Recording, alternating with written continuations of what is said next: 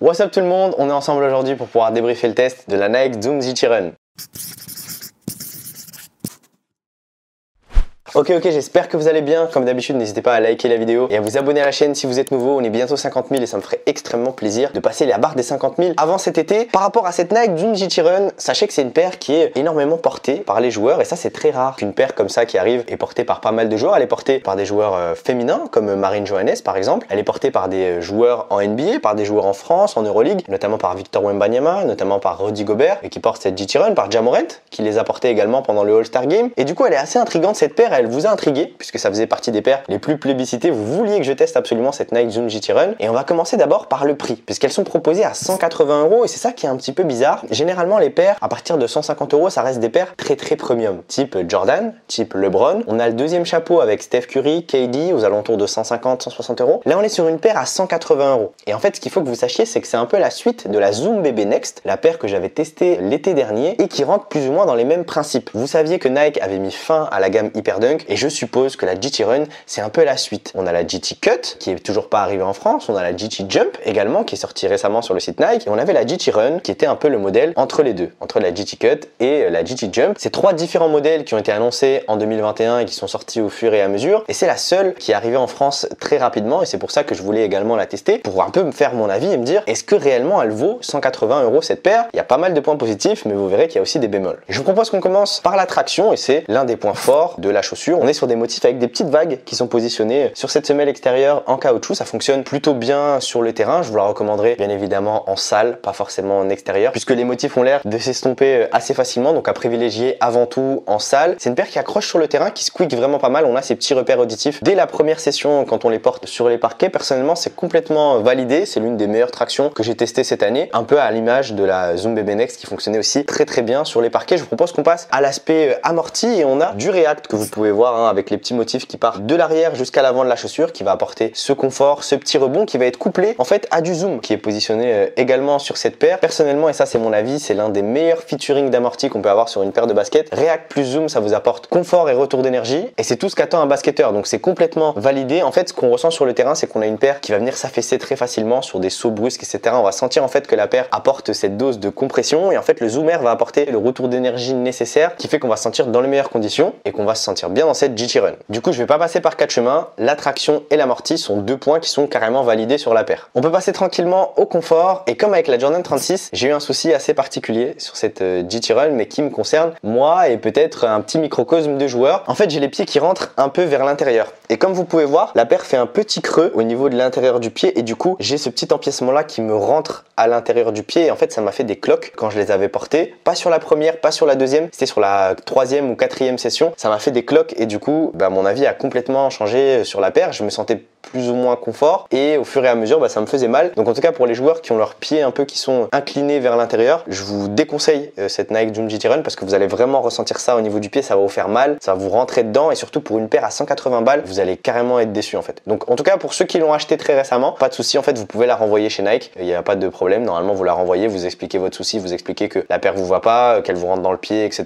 et normalement ils remboursent. Sur le site Nike, chez les revendeurs français, je sais pas si c'est pareil, mais en tout cas voilà, j'ai eu ce petit souci et ça je pense que c'est important que vous le sachiez. Le deuxième élément qui va pas forcément renforcer mon avis au niveau du confort, c'est cette languette en fait qui est très légère et en fait quand on serre ses lacets, ça me fait mal. Voilà, clairement ça me fait mal quand je serrais mes lacets au maximum sur cette paire et je trouvais qu'ils auraient peut-être dû rembourrer un peu plus la languette. Sur certaines typologies de pieds, ça va peut-être pas forcément être ressenti. Il y a des pieds assez différents, il y en a qui ont des petites bosses au niveau du coup de pied, il y en a qui ont des pieds très plats, il y en a qui ont des pieds assez creux, etc. Donc ça dépend, mais personnellement j'ai besoin d'une languette assez rembourrée, j'ai besoin de ressentir ce padding ici et je le retrouvais pas sur la GT Run. Sinon globalement au niveau du confort, c'est assez validé. On a une empeigne pareil qui est assez souple, qui va favoriser un maximum de confort pour vos orteils. Ah ouais, il y avait un point que je vous avais pas dit, mais il y a sûrement certains joueurs qui auront énormément de mal avec cette paire. C'est par rapport en fait aux finitions. Regardez, vous pouvez voir là au niveau du matériau qui va entourer la malléole. En fait, c'est hyper rigide. Limite, quand on passe notre doigt, on a l'impression que ça va nous couper en fait. Il y a sûrement certains types de pieds où ça peut vous rentrer dedans et ça peut vous faire mal. Donc voilà, le confort, je trouve qu'il est très moyen et j'imagine qu'il va pas correspondre à tout le monde. Donc pour ceux qui qui n'ont pas un magasin à côté de chez eux, c'est peut-être pas la bonne paire, surtout si vous mettez 180 balles. Si vous avez un magasin à côté, n'hésitez pas à y aller si elle vous intéresse, à la tester, à regarder un peu votre pied à l'intérieur et à voir si ça fonctionne. Je suis obligé d'être transparent avec vous, de vous dire la vérité. En tout cas sur le confort, je pense qu'elle mettra pas tout le monde d'accord et c'est dommage. On peut passer tranquillement au maintien et à la stabilité de la paire et j'ai envie de vous dire RAS. Autant sur la Zoom BB Next, j'ai eu pas mal de retours de gars qui avaient vu ma vidéo et qui m'avaient dit sur les mouvements brusques externes, j'avais mon pied qui vacillait, qui partait sur le côté. Là on a eu vraiment une évolution en fait avec cette semelle intermédiaire et ces petites vagues qui vont remonter assez haut et qui sont faites exprès en fait pour que sur les mouvements latéraux votre pied ne sorte pas de la coque et ça c'est hyper important pour se sentir rassuré. Pareil au niveau de l'intérieur du pied, on a ce petit truc qui va venir remonter. Moi j'ai rien à dire. Au niveau du maintien, ce serait cool également pour les joueurs qui ont des gros appuis, pour les joueurs qui jouent pivot, les joueurs assez lourds, de me donner un peu votre avis en commentaire pour voir un peu comment ça se passe. Dans tous les cas, moi je me sentais plutôt bien malgré le fait que comme vous voyez, on a l'air d'être assez haut et on est plus ou moins haut, surtout au niveau de l'arrière du pied sur le terrain, mais moi ça n'a en aucun cas gêné mon utilisation de la paire sur le terrain. Petit bémol, mais ça c'est parce que je suis un testeur de shoes, mais Kyrie et Curry et PG notamment, on est beaucoup plus proche au niveau de la paume de pied à l'avant du sol. Là vous pouvez voir qu'il y a quand même une certaine largeur, mais en tout cas pour les joueurs, surtout les ailiers, les pivots qui n'ont pas forcément besoin d'être proche du sol ou qui n'ont pas besoin de ressentir absolument le terrain, cette paire je pense qu'elle fonctionnera pour des profils même assez costauds. Dans tous les cas, Victor Wembanyama et Rudy Gobert les portent. Je dirais pas que c'est la sécurité sociale ou une garantie qu'elle maintienne bien le pied, mais en tout cas de ma fenêtre c'est validé. D'ailleurs vous pouvez voir aussi les passants à lacets qui vont remonter quand même assez haut. On en a même un qui va remonter au-dessus de la malléole, ça va descendre également assez bas. Personnellement j'aurais pas grand chose à dire au niveau de la sécurité de cette paire, hormis le fait qu'elle fonctionne bien. On peut passer tranquillement à la durabilité de cette Nike Zoom GT Run et je vous avoue que je suis pas forcément hyper confiant. Pourquoi? Parce que bon déjà c'est une paire à 180 €, donc il faut qu'elle ait un niveau de durabilité beaucoup plus haut que les autres paires si elle n'a pas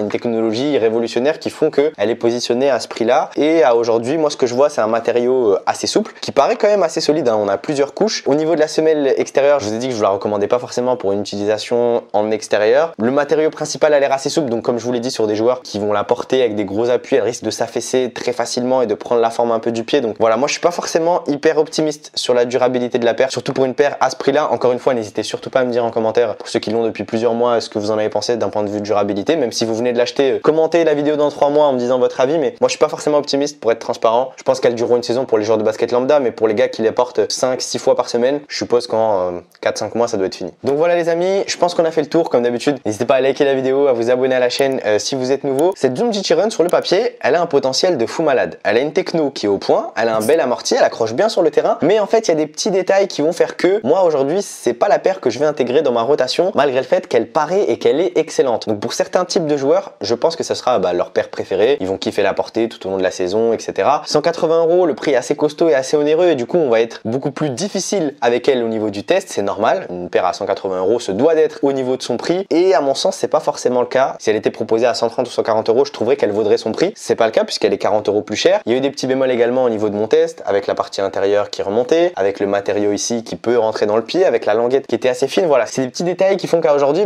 elle sera pas dans mon top 10. Si je devais lui mettre une note, je partirais sur un 14 sur 20. Mais je pense que si elle était à 140 € et que j'avais pas ces petits pépins, elle pourrait taper un 18 ou un 19 sur 20. Et donc, c'est pour ça que dans l'évaluation de mon test, il est hyper important que vous fassiez vos choix en fonction de vos besoins. Et c'est possible que cette GT Run, elle vous aille comme un gant et que vous kiffiez la paire tout au long de la saison, comme Rudy Gobert, Victor ou Marine Johannes par exemple. Mais personnellement, mon histoire avec la GT Run, je pense qu'elle va s'arrêter là puisque du coup, je me sens pas forcément bien dans la paire et du coup, je pense pas que je la porterai à l'avenir. Donc voilà les amis, je pense qu'on est pas mal. On se dit à très vite pour une nouvelle vidéo.